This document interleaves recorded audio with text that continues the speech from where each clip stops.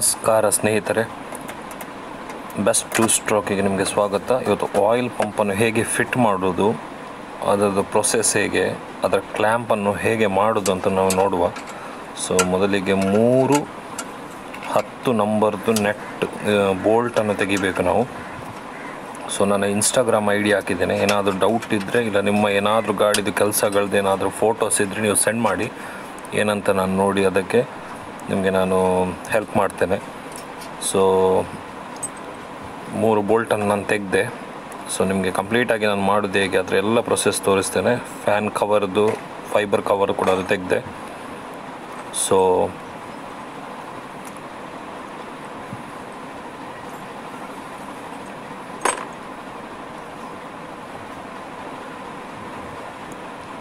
ಮೆನಿಫಾಲ್ಟಿಗೆ ಹೋದ ಪೈಪನ್ನು ನಾವೀಗ ಮೊದಲು ತೆಗೆಯುವ. ಡೈರೆಕ್ಟ್ ಆಯಿಲ್ ಪಂಪಿಂದ ಮೆನಿಫಾಲ್ಟಿಗೆ ಹೋಗಿ ಅದು ಬೀಳ್ತದೆ.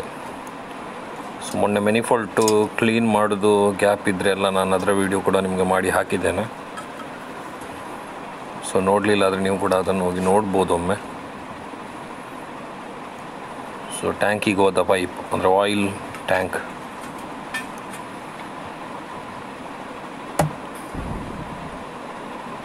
ಸೊ 2 ಸ್ಟ್ರೋಕಲ್ಲಿ ಮೆನಿಫಾಲ್ಟ್ ಕೂಡ ಕ್ಲೀನ್ ಇರಬೇಕಾಗ್ತದೆ, ಪೆಟ್ರೋಲ್ ಆಗಲಿ ಗ್ಯಾಸ್ ವೆಹಿಕಲ್ ಕೂಡ ಆಗಲಿ.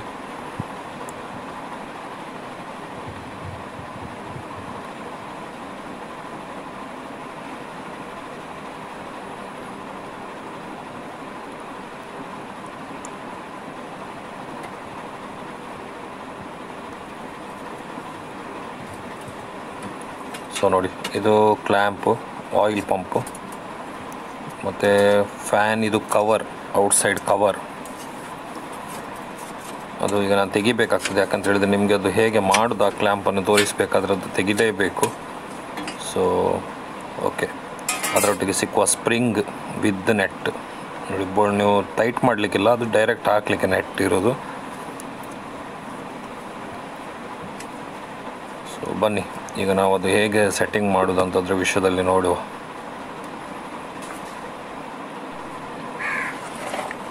ಸೊ ಈ ರೀತಿ ಇರ್ತದೆ ಆ ಕ್ಲ್ಯಾಂಪ್. ಅದು ಹೇಗೆ ಮಾಡೋದು ನೋಡುವಾಗ ಸ್ವಲ್ಪ ಗೊತ್ತಾಗೋದಿಲ್ಲ, ಆದರೆ ಈಗ ನಾನು ಅದರ ಪೈಪೆಲ್ಲ ತೆಗಿತೇನೆ. ಆಗ ನಿಮಗೆ ಅದರದ್ದು ನೀವು ಗ್ಯಾಸ್ ವೆಲ್ಡಿಂಗ್ ಹತ್ರ ಹೋಗಿ ಹೇಗೆ ಮಾಡ್ಬೋದು ಅಂತ ನಿಮಗೆ ಈಸಿಯಲ್ಲಿ ನಾನು ಅದರ 70 ಮೀಟ್ರ್ ಎಲ್ಲ ಕೊಡ್ತೇನೆ. ಎಕ್ಸಾಕ್ಟ್ ಅಷ್ಟೇ ಮಾಡಿದರೆ ಆಯಿತು. ಸೊ ನೋಡಿ, ಈ ಕ್ಲ್ಯಾಂಪ್ ಹೇಗೆ ಮಾಡೋದು ಅಂತೇಳಿ ನಾನು ನಿಮಗೆ ತಿಳಿಸ್ತೇನೆ ಈಗ. ನೋಡಿ, ಈ ಸೈಜಲ್ಲಿ ಮಾಡಬೇಕಾಗ್ತದೆ. ನೋಡಿ, ಈ ಸೈಜಲ್ಲಿ ಅದು ಪರ್ಫೆಕ್ಟಾಗಿ ಮಾಡಲಿಕ್ಕೆ. ನೋಡಿ, ಈಗ ನಿಮಗೆ ಒಂದು ಐಡಿಯಾ ಸಿಕ್ಕಿತ್ತು ಅದರದ್ದು.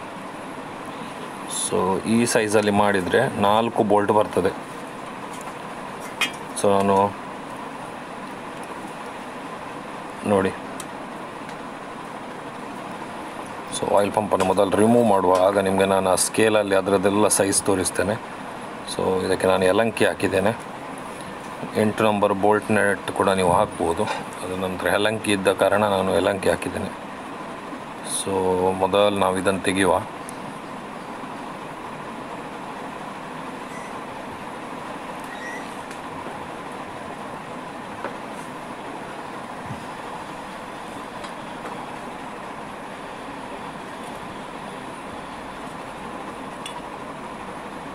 ಆಯಿಲ್ ಪಂಪನ್ನು ತೆಗೆದೆ.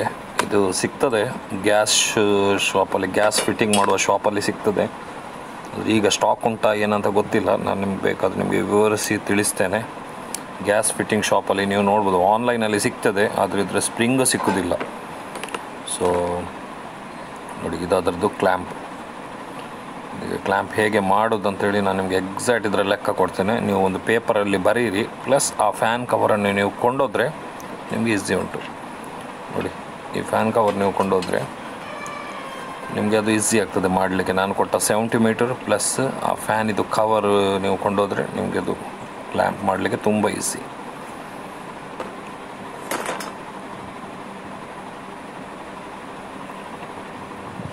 ಬನ್ನಿ, ಮೊದಲಿಗೆ ಆ ಸರ್ಕಲನ್ನು ಎಷ್ಟು ದೊಡ್ಡದಾಗಿ ಕಟ್ ಮಾಡಬೇಕಂತ ನಾವು ನೋಡುವ. ಈ ಸರ್ಕಲನ್ನು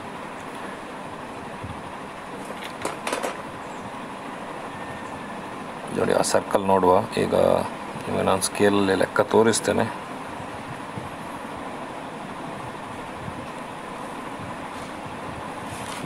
ಫ್ಯಾನ್ ಕವರಿಗೆ ಹಾಕಿ ನಾನು ತೋರಿಸ್ತೇನೆ ಒಮ್ಮೆ ಹೇಗೆ ಅದು ಫಿಟ್ಟಿಂಗ್ಸ್ ಬರ್ತದೆ ಅಂತ ಹೇಳಿ. ಫ್ಯಾನ್ ಕೊಂಡೋಗ್ಬೇಕಂತಿಲ್ಲ ನೀವು, ಅದು ಖಾಲಿ ಕವರ್ ಕೊಂಡೋದ್ರೆ ಆಯಿತು ನೀವು.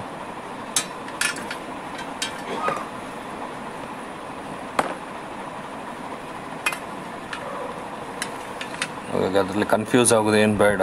ಸೊ ಈಗ ನಾನು ನಿಮಗೆ ಲೆಕ್ಕ ಕೊಡ್ತೀನಿ. ಆ ಸರ್ಕಲ್ ಫಸ್ಟಿಗೆ ಆ ಸರ್ಕಲನ್ನು ನೋಡಿ, ಎಷ್ಟು ಬೇಕು ಆ ಸರ್ಕಲ್ ಅಂತೇಳಿ ನೋಡಿ. ಸೊ 7.5 ಸೆಂಟಿಮೀಟರ್, 7.5 ಸೆಂಟಿಮೀಟರ್ ನೋಡಿ, ಎಲ್ಲ ಸೈಡಲ್ಲಿ 7.5 ರೌಂಡಾಗಿ. ಸೊ ರೌಂಡು 7.5 ಕೈವಾರದಲ್ಲಿ ಇಟ್ಕೊಂಡ್ರೆ 7.5.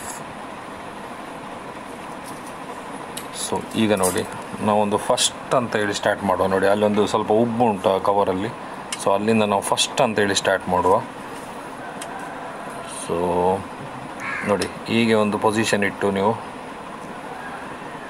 ಸೊ ನಾವು ಫಸ್ಟ್ ಒಂದಂತೇಳಿ ಸ್ಟಾರ್ಟ್ ಮಾಡಿ, ಓಕೆ. ಇವಾಗ ಫಸ್ಟ್ ಇದು ತಗೊಂಡ್ರೆ ಶಾರ್ಪಾಗಿ 12 ಸೆಂಟಿಮೀಟರ್. ಸೊ 12 ಸೆಂಟಿಮೀಟರ್ ನೆನಪಲ್ಲಿಡಿ, ಭಾರಿ ಈಸಿ ಉಂಟು ಇದು. ಸ್ಟೆಪ್ ಬೈ ಸ್ಟೆಪ್ ಸೆಂಟಿಮೀಟರ್ ಹೋಗ್ತದೆ. So 12 centimetre first plate. Second plate 11 centimetre. Yes, 11 centimetre, 11 centimetre, 11 centimetre second plate ನೋಡಿ. Second plate first plate, second plate. ಈಗ ಥರ್ಡ್ ಪ್ಲೇಟ್ ಇದು ಸೈಜ್ ನೋಡುವ.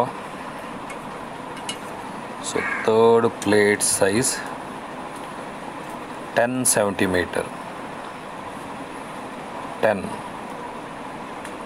10 ಸೆಂಟಿಮೀಟರ್ ಉಂಟು. 12, 11,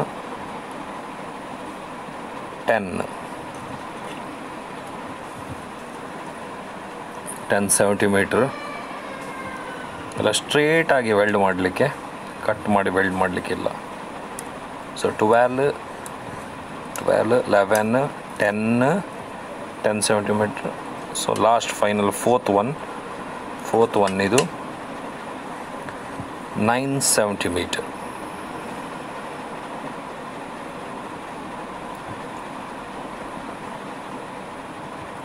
9 ಸೆಂಟಿಮೀಟರ್.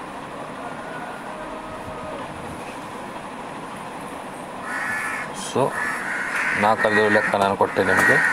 ಮತ್ತೊಮ್ಮೆ ನೋಡಿ ಕರೆಕ್ಟಾಗಿ. ಆ ಕ್ಲ್ಯಾಂಪ್ ಇದು ಸಪೋರ್ಟಿಗೆ ಎಷ್ಟು ಹೈಟಲ್ಲಿ ಬರಬೇಕಂತೇಳಿ ಅಲ್ಲಿ ನೋಡಿದರೆ ನಿಮ್ಗೆ ಗೊತ್ತಾಗ್ತದೆ. ಅದರ ಮೇಲೆ ಆಗಿ ಬರ್ತದೆ ಸಪೋರ್ಟ್.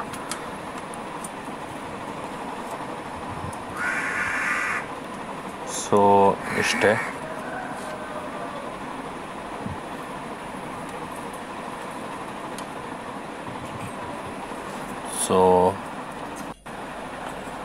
ಸೊ ಬನ್ನಿ ಈಗ ಅದರ ಸೈಜನ್ನು ನೋಡುವ. ಮೊದಲನೇದು ಲಾಸ್ಟ್ ಇದು ಫೋರ್ತ್ ಒನ್, ಇದು ಸೈಜ್ ಬಂದುಬಿಟ್ಟು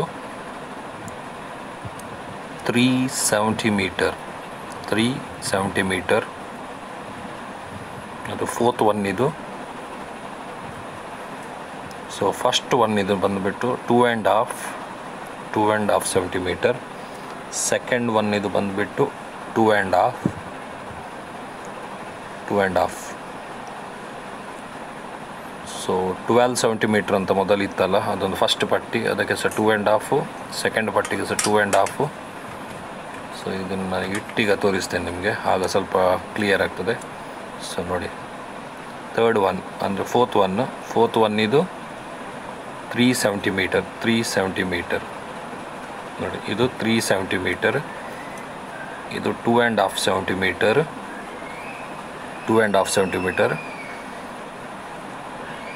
2.5 ಸೆಂಟಿಮೀಟರ್, ಅದು ಕೂಡ 2.5, ಅಲ್ಲಿ ಬೇಡ.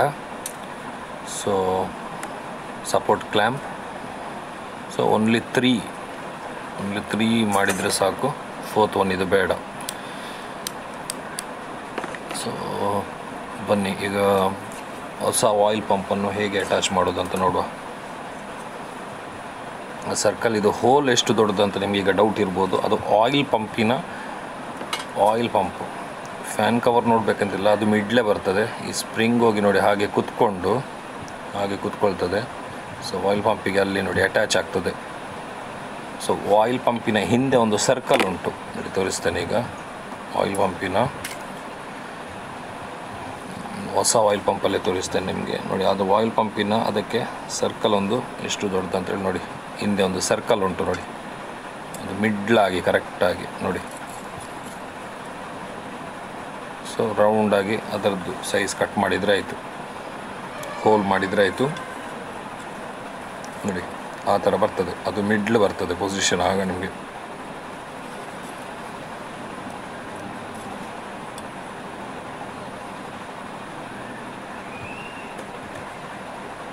ಸೊ ಇದು ನ್ಯೂ ಆಯಿಲ್ ಪಂಪು ತಗೊಂಡು ತುಂಬ ವರ್ಷ ಆಯಿತು, ನಾನು ಹಾಕಿರಲಿಲ್ಲ. ಸೊ ಇದರಲ್ಲಿ ಅಡ್ಜಸ್ಟ್ಮೆಂಟ್ ಇಲ್ಲ, ಆದರೆ ಇದು ಪರವಾಗಿಲ್ಲ, ನಡೀತದೆ. ಸೊ ಇದು ಫಿಟ್ಟಿಂಗ್ಸ್ ಕೂಡ ನೋಡಿ ಸೇಮ್, ಹೋಲ್ ಇದು ಬಂದು ಫಿಟ್ಟಿಂಗ್ಸ್ ಬಂದು ಸೇಮ್ ಇರ್ತದೆ ನೋಡಿ. ಬ್ಯಾಕ್ ಸೈಡ್ ನೋಡಿ,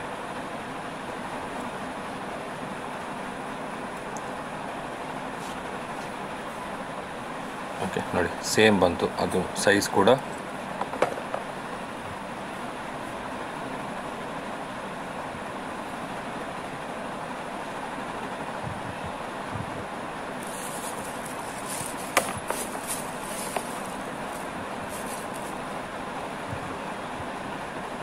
ಸೊ ನೋಡಿ ಇದು ಅದರೊಟ್ಟಿಗೆ ಸಿಗ್ತದೆ. ಆಯಿಲ್ ಪಂಪ್ ಒಟ್ಟಿಗೆ ಏನೆಲ್ಲ ಸಿಗ್ತದೆ ಅಂತ ಹೇಳಿದ್ರೆ, ಈ ಸ್ಪ್ರಿಂಗ್, ನೆಟ್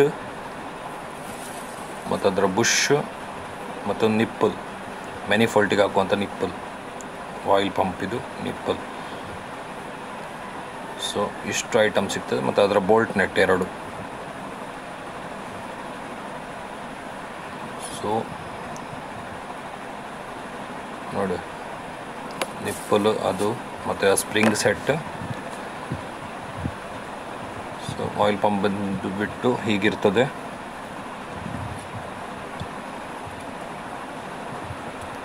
ನೋಡಿ ಹೋಲ್ ಕೂಡ ಮ್ಯಾಚ್ ಆಯಿತು. ನಾನೀಗ ಅದನ್ನು ಕುತ್ಕೊಳಿಸ್ತೇನೆ.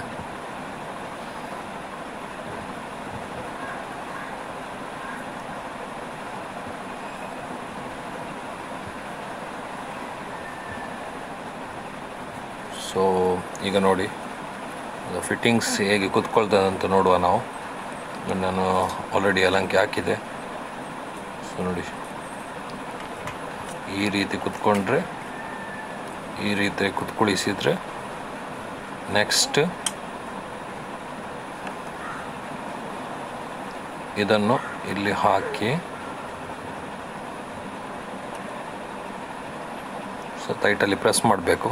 ಸೊ ಮತ್ತೆ ಫ್ಯಾನ್ ಕವರಿಗೆ ಹೋಗಿ ಅಟ್ಯಾಚ್ ಆಗ್ತದೆ, ಅಷ್ಟೇ ಸಿಂಪಲ್. ಮತ್ತು 10 ನಂಬರ್ದು 3 ಬೋಲ್ಟ್ ನೆಟ್ ಹಾಕಿದರೆ ಆಯಿತು. ಬೋಲ್ಟ್ ಮಾತ್ರ ಹಾಕಲಿಕ್ಕೆ, ನೆಟ್ ಹಾಕಲಿಕ್ಕಿಲ್ಲ, ಯಾಕಂದರೆ ಆಲ್ರೆಡಿ ಇಂಜಿನ್ ಇದರಲ್ಲಿ ಇರ್ತದೆ. So simple process. ಸೊ ನಾನು ಇದನ್ನು ಈಗ ಕುತ್ಕೊಳಿಸಿ ಬಿಡ್ತೇನೆ. ಸೊ ಆಮೇಲೆ ನಿಮಗೆ ಸೊ ಮೊದಲು ಫ್ಯಾನ್ ಇದು ಕವರನ್ನು ಅಲ್ಲಿ ನಾವು ಇಡಬೇಕಾಗ್ತದೆ. ನೆಕ್ಸ್ಟ್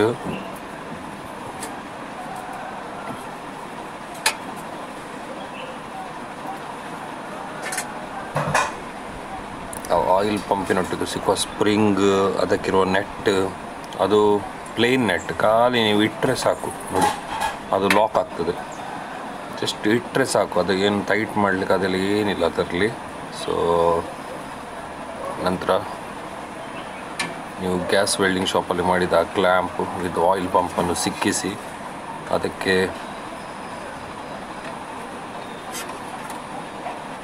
ಒಂದು ಪ್ಲಾಸ್ಟಿಕ್ದು ಬುಷ್ ಉಂಟು ನೋಡಿ, ಆ ಬುಷ್ಷಿಗೆ ಹೋಗಿ ಆ ಸ್ಪ್ರಿಂಗ್ ಕೂತ್ಕೊಳ್ತದೆ, ಫ್ಯಾನ್ ಕವರ್ ಹತ್ರ ತಿರುಗಿಸುವ ಸ್ಪ್ರಿಂಗ್.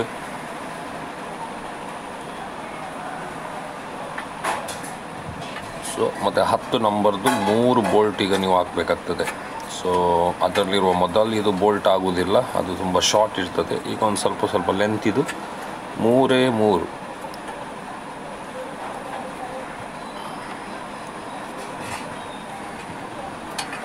ನೋಡಿ, ಇಂಥದ್ದು 3 10 ನಂಬರ್ ಬೋಲ್ಟ್. ನೆಟ್ ಬೇಡ, ಯಾಕಂತ ಹೇಳಿದರೆ ನಿಮ್ಮ ಇಂಜಿನ್ನ ಇದರಲ್ಲೇ ಉಂಟು, ಇಂಜಿನ್ನ ಇದರಲ್ಲೇ ನೆಟ್ ಇದು ಥ್ರೆಡ್ ಉಂಟು. ಸೊ 10 ನಂಬರ್ ಇದು.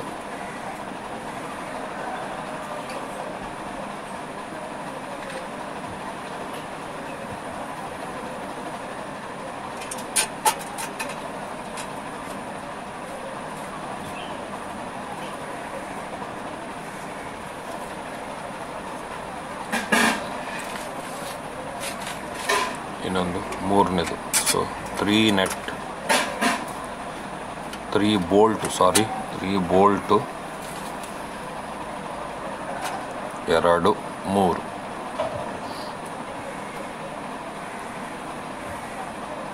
10 ನಂಬರ್ ಸ್ಪಾನರ್.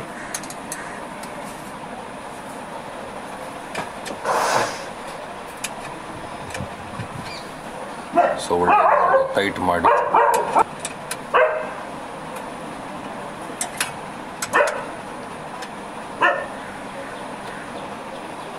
ಸೊ ನೋಡಿ ಕವರ್ ಟೈಟ್ ಆಗಿದೆ. ಕವರಲ್ಲಿ ಯಾವುದು ವೈಬ್ರೇಷನ್ ಆಗಲಿ ಏನಿಲ್ಲ. ಸೊ ಇದೊಂದು ನೋಡಿ ಎಕ್ಸ್ಟ್ರಾ ಒಂದು ಪೈಪು, ವೇಸ್ಟ್ ಪೈಪ್ ಹಾಕಿದ್ದೇನೆ. ಸ್ವಲ್ಪ ಏನಾದರೂ ಈ ಆಯಿಲ್ ಪೈಪು ಒರೆಸೋದಿರಲಿ ಚೇಸಿಗೆ ಅಂತ ಹೇಳಿ, ಸಾರಿ ಇಂಜಿನಿದ ಕವರಿಗೆ ಒರೆಸೋದಿರಲಿ ಅಂತೇಳಿ ಒಂದು extra small piece pipe.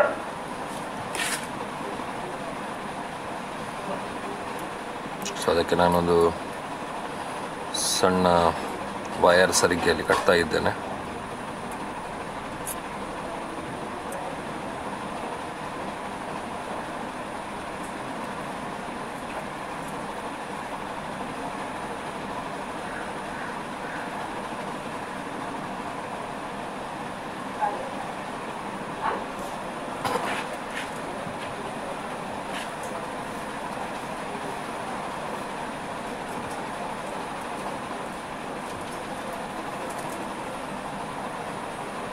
So final ಆಗಿ ಹೀಗೆ ಬಂತು ನೋಡಿ. ಆಯಿಲ್ ಬಂದು ಕ್ಯಾನಿಂದ ಬರ್ತದೆ ಆಯಿಲ್ ಪಂಪಿಗೆ. ಸೊ ನಿಮ್ಗೆ ಅದರ ನಿಪ್ಪಲ್ ಕೂಡ ನಾನು ತೋರಿಸ್ತೇನೆ. ಅದೊಂದು ನಾವೊಂದು ಕವರ್ ಹಾಕಿ ಬಿಡುವ, ಅದರದ್ದು ಹೆಡ್ಡಿದು ಕವರ್. ಸೊ ನೋಡಿ ನಿಪ್ಪಲ್ ಪಂಪಿನೊಟ್ಟಿಗೆ ಸೆಟ್ಟಿನೊಟ್ಟಿಗೆ ಸಿಗ್ತದೆ. ಸೊ ಮ್ಯಾನಿಫೋಲ್ಟಿಗೆ 10 ನಂಬರಿಂದ ಹೊಟ್ಟೆ ಮಾಡಿ ಅದೊಂದು ಕುತ್ಕೊಳ್ಳಿ. ಫೈನಲ್ ಆಗಿ ನನ್ನ ಮಕ್ಕಳು ಕೇಳಿದ ಗೊತ್ತಿಲ್ಲ ಯಾಕಂತೇಳಿ ಫೈನಲ್ ಆಗಿ ಆ್ಯಕ್ಷನ್ ಬರುತ್ತದೆ.